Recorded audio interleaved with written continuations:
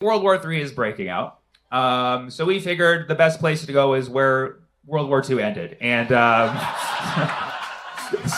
I'm sorry.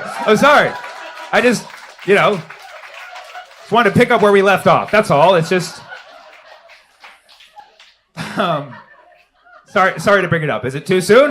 Can we talk about it yet? I mean, it's been some time. How many? 80 years. Wow, as of last year, huh? So we're at 81. We're getting so old, guys. We're getting so old. Wow, it's been 80 years. Okay, yeah, I think we could have talked about it at 60, to be honest. I think we could have had that luxury. But the last time I was here was right after Charlie Kirk was shot. And it was actually so interesting, and I tell people this because that was my first show in Tokyo ever. It was so memorable because it was the day Charlie Kirk was shot. I scrambled to write these jokes, put it together, brought it to the stage, and I was terrified that people were going to be like sensitive about it. I forgot we're not in America. And so because you're removed, you're here, it's like you don't feel the same way. And so the jokes went over a lot better than I thought. And then it was like a 20-minute set that I condensed down to, and I posted it on YouTube. Literally, like, it went viral within the first, 12 hours. It was at, 1 million views within 12 hours. Which, for me, for, a 20-minute video, that's probably the best I've ever gotten. The reason why I think it went so viral is because right after Charlie Kirk was shot, suddenly there was this, movement to censor people's criticisms of Charlie Kirk after he died. So everybody was hyper-focused on that censorship. And so suddenly people being able to watch a crowd of people laughing their asses off. People were like, who are these people? I want to know them. And so the video went fucking crazy viral. And then YouTube took it down within the first 24 hours. Yeah. Which is funny because we hadn't even left Tokyo by the time they took it down. We posted it. We filmed it the first night I was in Tokyo. I was in Tokyo for 3 nights. We posted it the second day I was in Tokyo. And then it was just going crazy viral. And then me and Shai went to the airport. We were going to fly home. We were going to fly back to Hawaii. And it was one of those flights where they're like, we can upgrade you to first class for $1,000, both of you, which is a lot of fucking money. But usually upgrades to first class are $3,000. So, me and Shai, brown dudes, were like, fucking bargain, dude. And the video is doing so well. And YouTube is the only app that I'm able to monetize on. Facebook blocked me and shit. So I'm like, dude, based on those numbers, let's do first class, man. So if you ever thought you were bad for laughing at a Charlie Kirk joke, I'm the fucking asshole who just made a bunch of money off of him. And then I'm like, Chai, let's pop some champagne and ride first class. Give it up for our boy Charlie Kirk, right? So we get the upgrade. We go to the lounge. We're getting ready for the time of our lives, and then we sit down and I see that YouTube removed the video, and I was like, can we downgrade back to coach? Is that possible? so yeah, anyways, I'll never forget. After that time, I realized this is a great place to talk about important things that maybe you're not going to get the same level of feedback in the United States.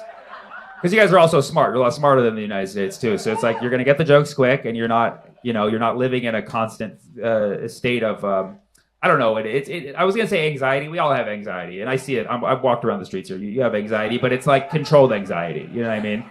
You're able to manage it, and you guys have depression. Trust me, I feel it. But you also know how to you direct the depression inward like a responsible fucking adult. You know what I mean? You're not lashing out on people in the streets. I walk around Tokyo, I don't see one person I'm like, that person's an asshole. I can't spot a single asshole. I know they're there, but they're they're not showing it in their face, And that's the kind of responsible asshole I like.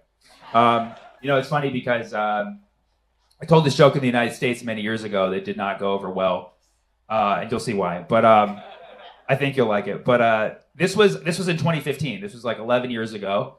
And I was performing at this place that I regularly perform in Hermosa Beach. It's a club that I really love, but the audience can lean a little bit more conservative. And on this day, it was announced that the last survivor of the Pearl Harbor attack had passed away of old age. Yeah. So, yeah, it's not like they finally got him. But but he was the last one who had been there. And he was the last one to remember it, and he finally passed away of old age in 2015. And so I told that to this audience, and then my punchline was, So does that mean the Japanese won? So yeah, they fucking hated it so much. It was crazy because the set was going so well until that point. Like they loved me, and then they're like, nah. Honestly, I thought you guys would have liked it more, to be honest. I thought you would have been like, yeah, we did it! We fucking did it! But yeah, that crowd did not see it coming. Kind of like Pearl Harbor, but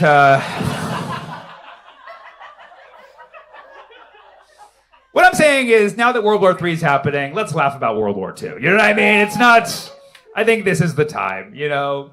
And don't get me started on World War I, but those people were hilarious. So, you know, I don't know, you know, how much you've been following the last week, but the United States and Israel, which is basically like the same thing, launched some military strikes on Iran, okay? And yeah, and they did this on a Saturday, which is like, this is now the day that they decide to have war. And it's so obvious. They do it because of the stock market, right? The stock market closes on Friday and apparently has no fucking memory by Monday.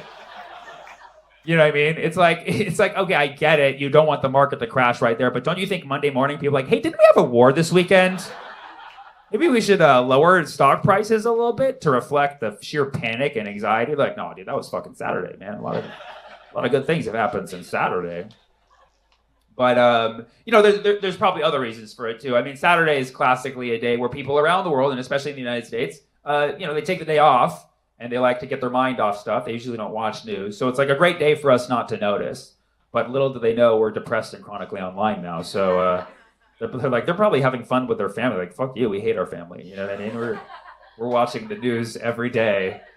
World War III is happening, okay? And some people are like, no, it's not World War because there's not enough countries. How many fucking countries do you need to be involved for it to be a world war? Like, if you just give me a number, like if it's over 30, I think we've already fucking reached that, right? If it's 40, we're getting close, okay? So you tell me is it like all the countries have to be involved? Like, do your part, pick a side.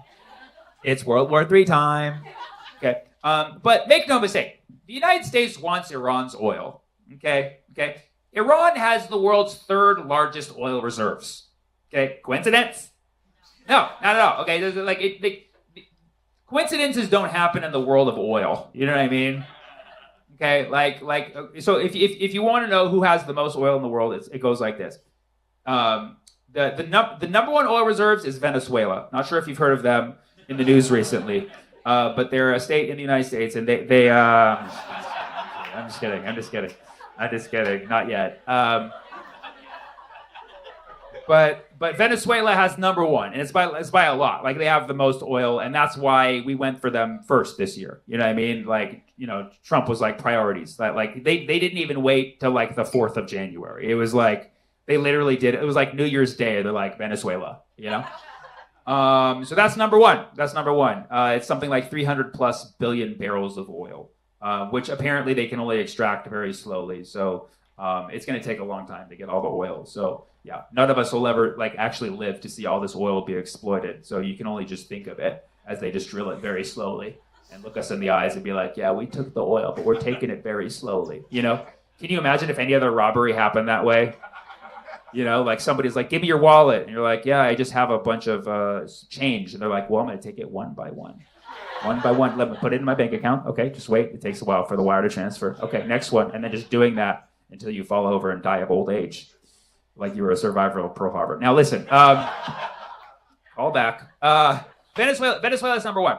Number two, the second largest oil reserves are in Saudi Arabia. Okay, but the United States doesn't mess with Saudi Arabia. They're our ally because they helped us with 9/11. So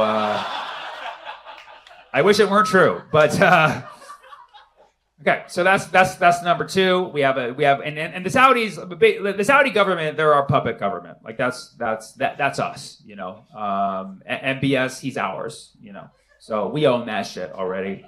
And that's why, like, it appears that Saudi Arabia has their own oil thing, but really it's like, you know, we can just hit them up anytime, be like, you got some of that drip? Okay, and so that's number two. Number three is Iran. Iran has a shit ton of oil. I mean, to be the third largest oil reserve holder in the world, you got to have a lot of fucking oil.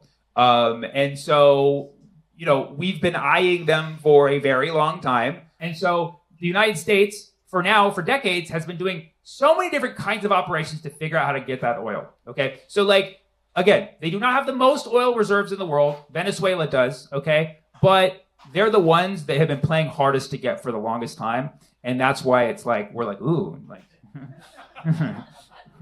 you love to play hard to get, don't you? You're giving me a challenge. So that's why, like, Iran to us, the United States, is like the final frontier. We're like, if we can get them, we can get them all, right? Because Venezuela was just like in and out one day. Like, all right, Maduro's dancing, cool, we're having fun, he's in a prison, right, whatever. But Iran, they've been working on this. Well, that's kind of downplaying it. They worked on Venezuela for decades also, but like they had it right to that point where it was easy for them to go in and do that. Iran, on the other hand, but I feel like a lot of people look at me like, when does the comedy come? It doesn't. So yeah, I don't know what you were expecting when a fucking world war is happening. I don't know you were expecting like actual jokes.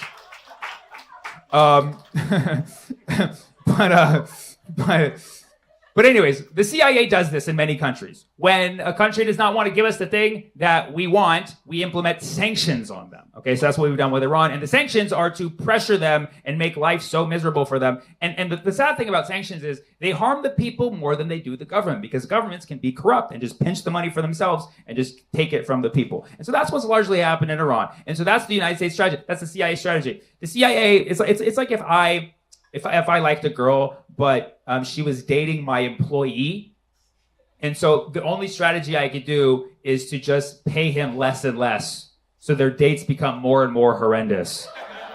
And then one day I finally slide in, like, ever been to a Michelin star restaurant? That's what the CIA does. Okay, so they've been doing that in Iran for a very long time because they're number three in oil. Number three. Number four is Canada. Okay. Soon to be the 51st state of the United States, if you've heard the rumors. Okay, so like we've already been planning that for the longest time. Well, that's Canada's the one. Our strategy for Canada was like, we're gonna friend zone them. We're like, we're buddies, and then one night we're like, how do I slip my tongue in? That's what they're doing right now. And then number five is a country called Iraq. I don't know if you guys have any recollection of them and us, but I don't think nothing I can remember personally. But so yeah, it's by design. When you see that the top 5 oil countries are an obsession for the United States, you fucking know it's always about the oil. Case in point, okay? We're trying to pretend. Here's the things they're saying about Iran, which you know are like these things are partially true, but you know they're bogus reasons. Number one, they're saying Iran is making nukes. Okay, they're saying Iran is making nukes. Netanyahu said that Iran will have a nuke anywhere from between 1 day to 1,000 years, depending on what mood he's in. It's like a mail delivery window. It's like, yeah, well, just be home, okay? Just be home. But yeah, so Netanyahu's been saying that for the last 70 years, whatever, and we're still waiting. But the thing is, like, we know that this is bullshit because first of all, they're not quite at the level where they're able to make a nuke. They've been enriching uranium. They've been just stirring the pot, just waiting for it to be fully enriched, but they're still like 92%. They need to be at like more like 95 to have like a good bomb. Don't ask me how I know all this stuff. But there's that. And then also, like, historically, their government has said explicitly, both internally and externally, they don't want a nuke. Because the former supreme leader, Khomeini, he said nuclear weapons are haram. Shocking that somebody actually has a perception that nuclear weapons are bad, and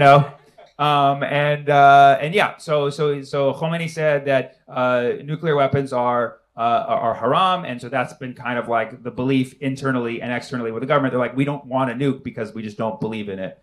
But the United States is like, where's the nukes? You can make it the nukes. They're like, we don't have a nuke. They're like, oh, well, how will we bomb you? They're like, well, then you're just giving us a reason to have a fucking nuke. And so there's been this mystery of whether or not they're going to make a nuke. But, based on like the facts of where they are in enrichment of uranium and what the inspections saw, they're not capable of making a nuke. Based on what they've said, they're not capable of making a nuke. And then last year, the United States bombed their main nuclear facility, Fordo, in June. I don't know if you remember the 12-day war, as Trump called it. I don't even think it was 12 days, but whatever. So they bombed Fordo, and they said we completely obliterated Fordo and took out their nuclear weapon making capabilities, only for a year later for them to be like, yeah, they're about to get nukes. Like, what the fuck just happened then? What did you bomb? They're like, no, we bombed it. It just grew back. Okay, so like we know all that stuff's a lie. Okay. The other thing we say, and there's truth to this, but like why the fuck we hearing it from you, okay, is they say, we don't like the way they treat their protesters. Okay, United States. Okay, maybe not the best month to, like, maybe wait a year after fucking killing 2 of your protesters within 2 weeks to fucking critique how other people treat their protesters. You know, the thing is, if you weren't following, there was massive protests in Iran at the beginning of the year, and we don't know the exact number of people who were killed, but we know it's in the thousands. And we know it was the Iranian government who killed these people because they admitted to it. However, the media always leaves out the context, which was that the CIA and Mossad basically instigated these protests, turned them into deadly riots, which then led people to be shot at. It's a fucking unfortunate situation, and there's a lot of people to blame, but you can't leave out the context without telling the whole story. So we basically stir up these massive riots, get a bunch of people killed, and then we say, see, we don't like how they treat the protesters, so we gotta invade them. Sounds like you fucking set that up, right? Okay, so you have all these fake ass reasons, or like, you know, and then they're like, oh, we, you know, and then Trump's like, we don't like the way they treat their women. It's like, maybe you should sit this one out, buddy. Yeah, maybe grab him by the pussy, guy, huh? Maybe. So these are all the reasons they're saying it's literally anything but oil in the Epstein files. Okay, oil and perverted files, the Diddy files. But yeah, so they say it's not about the oil, and we know this is a lie because you look at those fucking reasons, and then you look at North Korea. Okay, I don't know if here in Japan if you guys have heard of this country, but North Korea has nukes. Okay, they have 50 nukes. Okay, yeah, you're like, yeah, we know. They're like testing them right next door. Okay, they have long-range missiles. You've probably heard or see them. They're actually active. They're actually testing them. You can see them testing them. Like, you know, Iran has been so secretive about the things it does, but like North Korea is just like, hey, we're just seeing if this missile can go over there. Just don't mind us. We're just seeing if it can kill anybody. That's all we're doing. They have 50 fucking nukes. They're not part of the fucking UN. They just have 50 random nukes. Okay? It's run by a dictator who nobody even knows like what he's into. Like, this guy is so fucking mysterious. And yet they have these nukes. They're not a country that like really participates in anything with the world. And yet they have 50 fucking nukes. But we're not going after them. The United States is not going after North Korea. We're not trying to have talks with North Korea. We're not trying to stop them. We're not like trying to invade them. Why? Because Google it. How much oil does North Korea have? 0 barrels. 0. They have 0 oil. Okay? You think that's a fucking coincidence? No. They even looked up, like, do you have like uranium? So like, we don't have another, like, oh, then just fucking make the nukes. Whatever, dude. Just don't nuke us and do whatever you want. Honestly, I mean, I don't know how you guys feel about this here, but it's just like, as time goes on, I'm finding more and more respect for Kim Jong-un. I don't know if that's a good thing or not. Maybe you guys feel a bit differently because he's like right there, but like from my safe distance in California, I'm like, he's kind of seems like a cool guy, you know? I just feel like he's dripped out. He is. He's always got a fresh fade. You know what I mean? Like, I don't know. Because he stays out of fucking people's business, you know? But he occasionally condemns that, you know, he condemned the genocide in Gaza, you know, he condemns all the aggression of the United States. So it's like, honestly, he seems more level-headed than all the fucking politicians I have in my Congress. So so that's a popular hashtag that'll never make it. Make the world Kim Jong-un again. But North Korea has the least amount of nukes in the world. 50 apparently is the lower end of nukes. Russia has the most, like 4,300 something. Yeah, and the United States is in second place with like 3,000. That's why we don't fuck with Russia, okay? Because they got like 1,000 more nukes than us, which is like, you know, I think we could end the world 1,000,000 times already with the nukes that we have, but they're like, we can end it 1,000 more than that. The United States and Israel, they bomb Iran, and now, you know, they took out the supreme leader, Khamenei, okay? They took him out on the first day, obviously in a breach of international law. You don't just fucking murder people's leaders, even if people don't like him or they are responsible for some, things that they've done. You can't just kill them like that. There are rules to this shit. But they did that, and obviously Iran didn't stop at that. Like, that's how you can tell the difference between a country who like loves their leader and doesn't. That's how you know they love the leader. Because if you look at Maduro's government, right? They came in the middle of the night. They're like, you know, the 50 guys are like, we're going to take Maduro. They're like, all right, go ahead. And then just fucking left. And Maduro just fucking danced out of there. And like nobody fucking really tried to stop it. Like, well, maybe 2 guys did. They're like, actually, no, I'm good. I don't want to do that. Whereas in Iran, like they're fighting back, they're retaliating, and so Iran's been launching missiles left and right in the last week. And they're going for everybody who's involved in this. Okay, that's the other thing the United States said. The United States said Iran is a threat to our military bases, and they're like, and you're like, yeah, the ones that you built around Iran to monitor them constantly. Like when you look at a map of these military bases they're talking about, they're literally like around the perimeter of Iran, just like waiting, and they're like even just like directly pointed at Iran. Like, why are you threatening us? Why are you threatening us? Iran's like, no, you're looking at us. And so they built all of these strategic military bases in multiple countries. Traitors, no, these countries. But I mean, really, like people are like, oh, the Arab states, they sold out and let the United States. Like the Arab states are already puppet regimes. They are already occupied by the West, so it's not fucking surprising. So we have bases in the UAE, bases in Saudi, bases in Kuwait, and Iran did not hesitate to strike back at these bases. Okay. Now I don't want to talk too much shit because these countries do invite me to perform there. And should this footage go Charlie Kirk on YouTube, I may get some visas revoked. But when you see the things the United States and Israel have done to the world, and then you see this retaliation, you just see these like rockets flying over Tel Aviv, the place that flattened Gaza. When you see these rockets like hitting 7-star hotels in Dubai after they funded genocide in Sudan. You can't have just a little part of you just be like, ha ha ha ha ha. That's called fucking around and finding out. I don't know what the casualties are. I don't think it was a lot. I think Iran is just kind of like firing shit to scare people. They also have these missile defense systems that shoot them down. So most of these missiles are being shot down entirely. And what it's doing is wasting the money of all of these rich fucking countries that pillage the fucking world only to have it wasted on missile defense systems from being involved in an unjust war. Okay, and that money is also a lot of my tax money too. So, anyways, I'm sometimes it's just fun to watch your tax dollars. It's like I could have gone to a shooting range or like lit fireworks, but instead I'm watching it done over other countries. And so you have these countries who built these military bases, and now they're getting hit because they're like, oh yeah, United States, sure, have your military base, you'll keep us safe. And the United States is like, yeah, that's what it is. Well, they know they were putting these people in danger the whole fucking time. And so now you're going to have people all around the world waking up and being like, wait a second, the United States isn't really protecting us, are they? They're actually putting us into danger.